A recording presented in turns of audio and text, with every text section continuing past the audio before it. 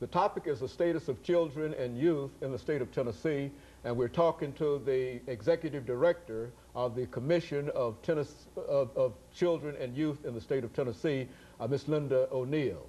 Of course, Ms. O'Neal, as we promised during the first segment, what we'd like to do now is to give you an opportunity to simply inform our audience of the status of children in the state of Tennessee. I think we see on many occasions various reports dealing with where we rank and et cetera. And so what we'd like to do during the second segment, and perhaps to complete during the third segment, is to talk about the status of children and how bad we are or how good we are and that kind of information.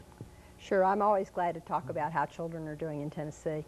In June of this year, the Annie Casey Foundation released the 2004 Kids Count report, and in that report, they rank all of the states of the District of Columbia, and we ranked 43rd. And what that means is that 42 states are having better outcomes for children than we are in Tennessee. We were also 43rd in 2003, so we're about the same.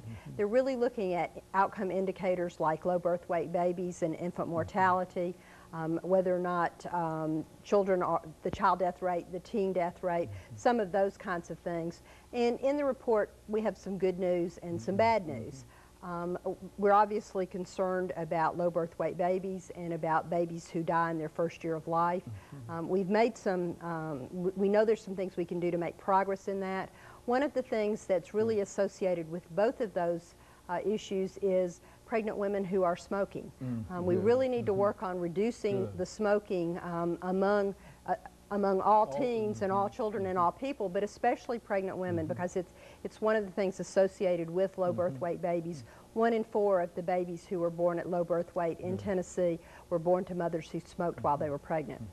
And so that's a very, very important statement, and it's certainly important for young people who are in a childbirth situation to think in terms of the impact, not only that it will have, that smoking has upon them, but it has upon an unborn child. What are some of the impacts that this has upon an unborn child? Well, the smoking is particularly affects low birth weight babies, which is one of the leading causes of infant mortality. And the smoking is something that we really need to provide assistance to pregnant women so they can stop smoking, and the Department of Health is really interested in that. One of the other indicators, though, in the report that's important is that we've had improvements in the teen birth rate in Tennessee as we've worked together across communities in Tennessee to try to avoid teen pregnancy. We've really had some successes. The teen birth rate in Tennessee now is really at the lowest level it's been in a long time. Still higher than we would like it to be, but we need to really work on reducing that. There's some other things in the report that really show that good public policy makes a difference in positive outcomes for children. We've made substantial improvement in Tennessee in both the child death rate and the teen death rate.